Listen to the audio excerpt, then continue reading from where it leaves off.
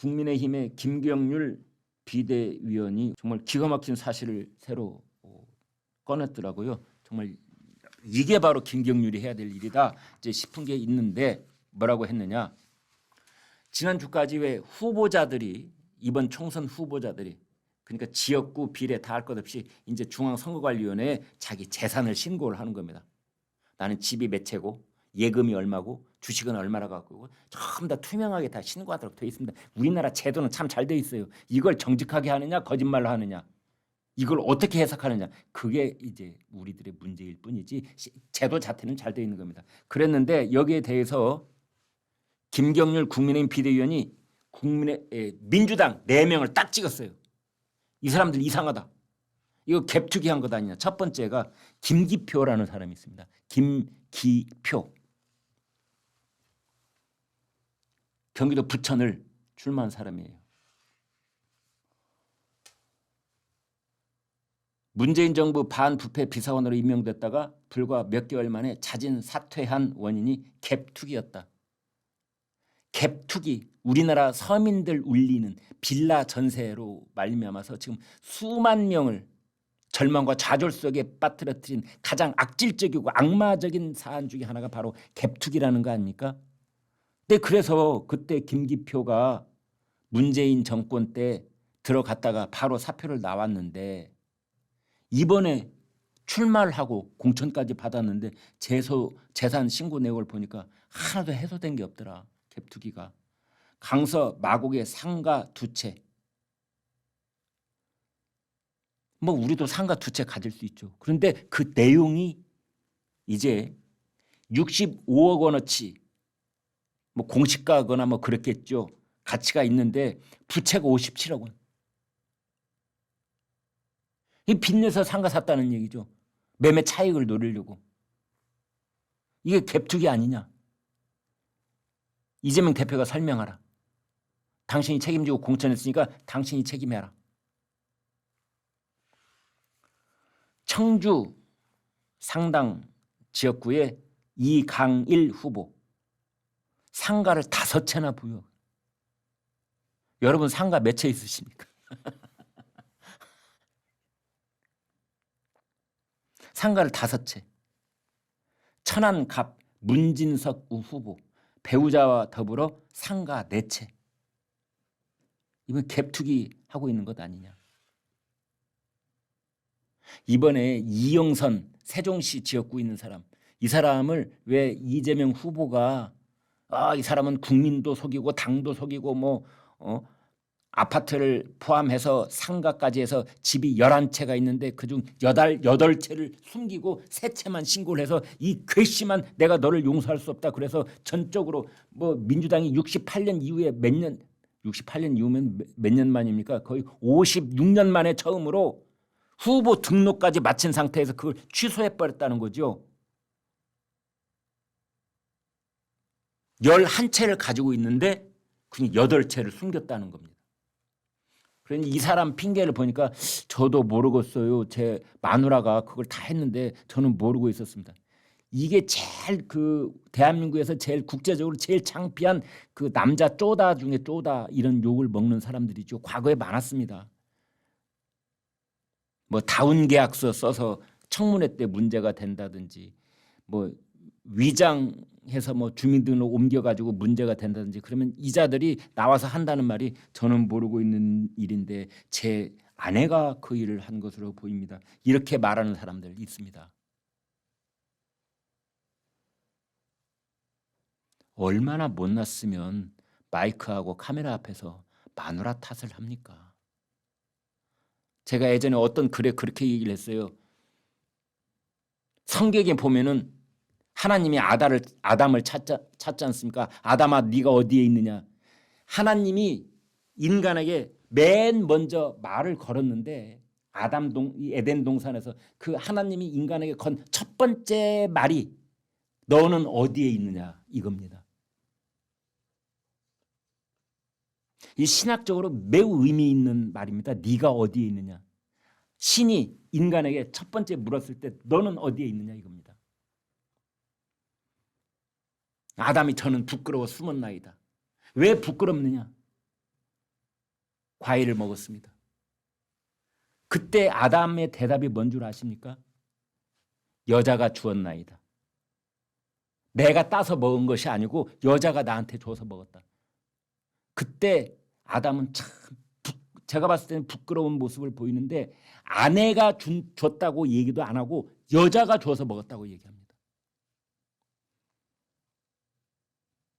기독교 신앙이 우리보다 더 훨씬 오래되고 일찍이 받아들인 그쪽 남자들은 안 그런데 왜 이 땅의 남자들은 마치 아담이 여자가 주어서 먹었나이다 하는 것처럼 그 말끝마다 와이프 핑계를 대는지 정말 한국만신 다 시키는 한국 남자 쪼다들 중에 쪼다다 이런 저도 남자라서 거기까지만 하겠습니다. 이영선 이 사람도 아내가 했고 자기는 잘 모르는 일이다. 그 다음에 여기에 이제 문진석이라는 사람이 있는데요. 이제 배우자와 더불어 상가를 4채를 가지고 있는데 이 사람에 대해서 김경률이 기가 막힌 부분을 얘기를 합니다. 여러분 이거 제가 잠깐만 말씀을 드릴게요. 폐기물을 수집 처리하는 비상장 회사 주식을 54억 원어치를 가지고 있는데 재무제표를 봤더니 특수 관계자에게 59억 원을 대여를 해주고 특수 관계자라고 하는 건 가족을 말합니다. 직계가족, 아들, 뭐 마누라, 부모님, 그 누구 이게 특수 관계자예요. 그게 가족을 말하는 건데 가족에게 59억 원을 대여를 하고 대여가 뭡니까? 빌려줬다 이거죠. 그런데 42억 원을 대손 충당금으로 쌓아놨다라고 돼 있습니다. 이제 재산 신고를 다 하니까 재무제표를 들여다봤을 거 아니에요. 이건 무슨 뜻이냐면은 대손 충당금이라는 건 뭐냐? 어떤 법인차가 있을 때 내가 여기저기 채권이 있는데 이 채권이 떼일 가능성이 많아. 못 받을 가능성이 많아. 따라서 내가 그렇게 리스크가 있는 사업을 하는 관계로다가 그 돈이 떼였을 경우에도 우리 회사에 결정적인 데미지가 있지 않도록 하기 위해서 미리 떼일 것을 예상해서 쌓아놓는 돈 이게 대손 충당금입니다. 그런데 50몇 억을 빌려줘 놓고 그 비슷한 액수를 대손 충당금을 쌓아놨습니다. 이건 특수 관계인한테 빌려준 그 50몇 억을 못 받을 것이라고 상정해 놓은 것 아니냐. 설명하시오. 왜 그런 규모의 회사가 폐지 수입하고 이런 회사가 대손 충당금을 무려 42억 원이나 쌓아놨는지 왜? 무슨 채권이 그렇게 많고 무슨 채권을 다 못 받을 것이라고 해서 그렇게 쌓아놨는지 아니면 특수 관계인한테 빌려준 그 돈 못 받을 것이라고 상정을 해놓은 것인지 밝혀라. 그러면서 김경률 비대위원이 이렇게 설명을 합니다. 제가 아들에게 10억 원을 주고 싶으면 아들에게 회사를 만들게 한 다음에 그 회사에 사업 지원금으로 10억 원을 빌려준 다음에 안 받아버리는 거다. 법인이 법인끼리 10억 원을 준 다음에 안 받아버리는 거다. 그리고 그 10억 원을 못 받게 된 것을 대손 충당금으로 그냥 메우면 되는 것이다. 그럼 그 10억은 고스란히 아들께 된다.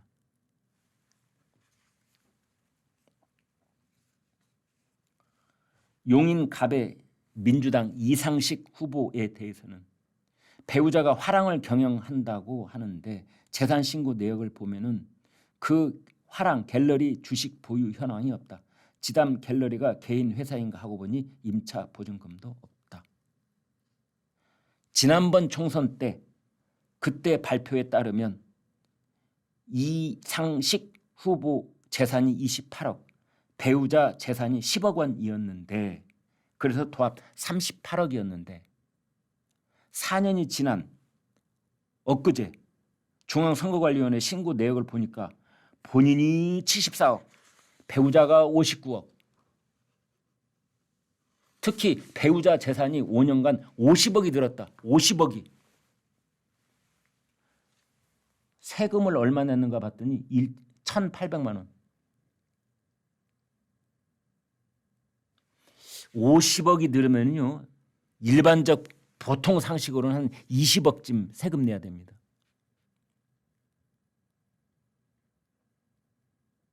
(1,800만 원) 그럼 우리가 상식적으로 상장할 수 있는 세금의 몇 분의 1을 낸 겁니까? 거의 100분의 1밖에 안 낸 겁니다. 100분의 1. 설명하라. 어떻게 재산이 50억이나 늘었는데 어떻게 세금을 1,800만 원밖에 안 냈느냐. 1,800만 원 세금 내면은요 대개 연봉이 얼마쯤 되면 1,800만 원 내요? 전 대표님 한 7천, 연봉 한 5, 6천이면 1,800만 원쯤 안 냅니까? 그 얼핏 계산해 그럴 것 같은데요. 그러니까 세전 연봉이 한 6천만 원? 제가 그냥 얼핏 생각에 그렇습니다. 6천만 원, 7천만 원쯤 되는 봉급쟁이들은 대개 한 1,800쯤 세금 낸다? 이렇게 볼 수 있습니다. 어떻게 이 사람은 50억 원이나 늘었는데 세금을 1,800만 원밖에 안 냈다는 것인지 준열하게 질문을 던지고 있습니다. 더더군다나 이거의 하이라이트는 지금부터 말씀드리겠어요. 안귀령이라고 뭐 이름이 좀 독특하게 들려서 제가 이름 갖고는 뭐라고 하지 않겠습니다. 아무튼 어찌됐든 이 여성이 그 자기 눈에는 차은우라고 하는 우리나라에서 가장 잘생긴 걸로 호감한 그 아이돌 있잖아요. 차은우보다 이재명이 훨씬 더 잘생겼다 이렇게 대답을 해가지고 온 동네 웃음을 샀던 그 안규령 그 사람 아부를 하려면 그 정도는 해야 된다 이런 얘기도 많이 있었는데 서울 도봉갑인가요? 여기 이제 후보인데 이 사람을 봤더니 이것도 이제 김경률 비대위원이 밝혀낸 겁니다. 봤더니 보유 현금이 제로, 예금이 제로. 그래서 김경률이 이렇게 말합니다. 자기 회계사 생활 수십 년 동안 이런 거 처음 본다. 이거 처음 본다. 왜냐? 안규령이 그러면 뭐 어디서 뭐 전혀 수입 제로, 지출 제로인 그런 거지 생활을 해왔던 것이냐? 부모님 댁에 그냥 아니에요. 안규령은 YTN 앵커였습니다. YTN뿐만이 아니라 KTV 국민방송 아니 한국 낚시 방송을 시작으로 해서 KTV 국민방송, KBC 광주방송, YTN 앵커 그리고 이재명 대표 캠프 그리고 김어준의 겸손은 힘들다 뉴스공장이 작년 9월부터 올해 2월까지 고정 출연료만 해도 얼만데 아니 거꾸로 가령 예금이 빚이 그 뭐죠?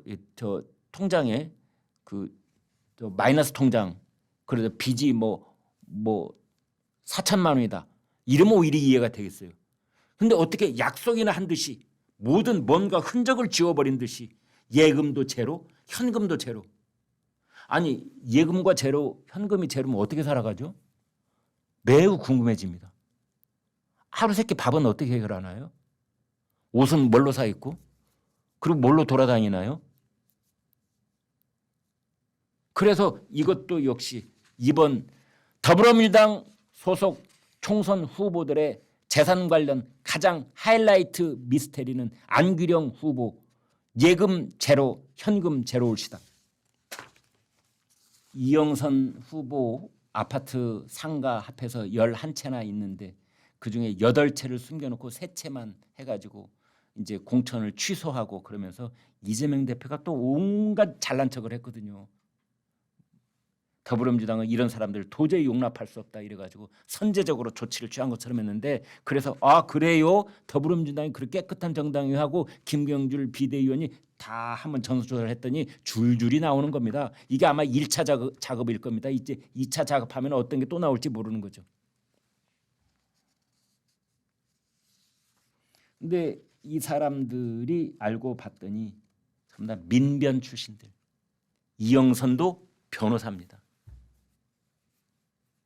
대전에서 전세 사기 피해자를 구제하기 위한 자문 변호사였습니다, 여러분. 이영선이.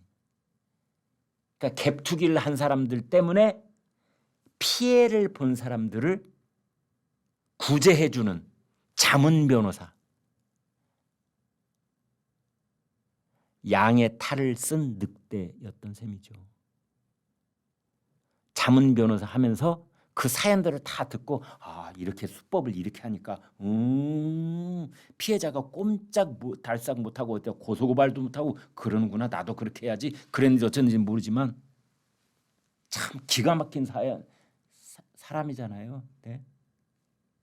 전세 피해자들을 위한 자문 변호사가 그 수법 그대로 갭 투기를 한 부동산을 11채나 가지고 있다니.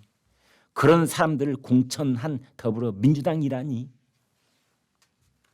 알고 봤더니 이제 이 사람이 민변인데 성범죄자들을 전문으로 변호했던 조수진 변호사 민변.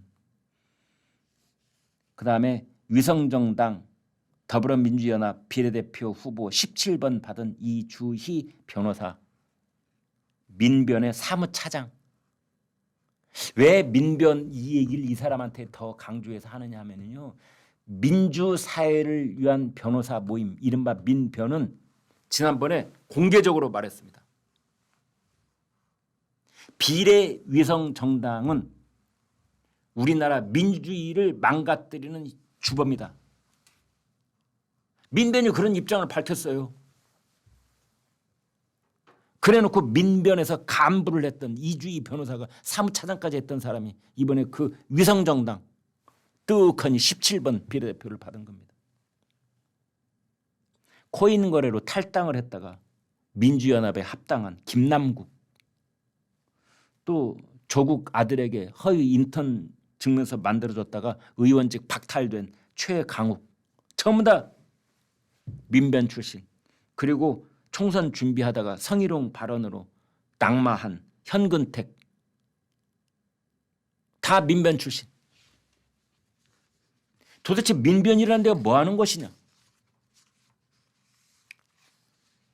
지금부터 40년 전에 1984년도에 큰 물난리가 난 적이 있습니다. 그때는 지금은 뭐 천지개벽을 해서 살기 좋은 곳이 됐지만 그때 망원동, 서울의 망원동 여러분 기억나실 겁니다. 거기는 큰 물만 지면은 다 거기 막 물이 막 집안으로 다 들이밀치는 그런 곳이었어요. 망원동이 이제는 참 서글픈 동네였는데 지금은 아닙니다. 예.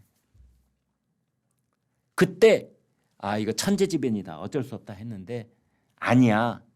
천재지변이 아니고 서울시하고 그다음에 건설 회사들이 유수지 관리를 잘못해서 일어난 인재야. 천재지변이 아니에요. 그렇게 해서 이제 그 손해배상을 받아냈는데 그 일을 앞장섰던 변호사가 조영래 변호사라고 있습니다. 정말 법조계에서 존경을 받는 그런 분이죠. 조영래 변호사. 이제 그 일을 계기로 해서 만들어진 모임이 민주사회를 위한 변호사 모임입니다. 처음에 이 민변은 정말 우리 사회를 위해서 소금 같은 역할을 했던 때가 있었습니다. 박종철 고문 사건을 변론을 해준다든지 또는 저 부천서 성고문 사건을 변론을 해준다든지 시국 사건 또는 돈이 없어서 변론을 의뢰할 수 없는 그런 사람들을 위해 약자들을 위해서 했는데 이게 결정적으로 어느 때부터 문명이 확 바뀌고 변질됐느냐. 노무현 문재인 정권 때. 이때 민변 출신들이 그 정권의 요소요직의 요직을 차지하기 시작하는 겁니다. 대법원도 헌법재판소도 민변 출신들이 장악하기 시작하고 정부의 요처에도 이 사람들이 다 진출을 하고 국회에도 이 사람들이 진출을 하고 그렇게 됐다. 그래서 민변이다. 이제 이런 얘기.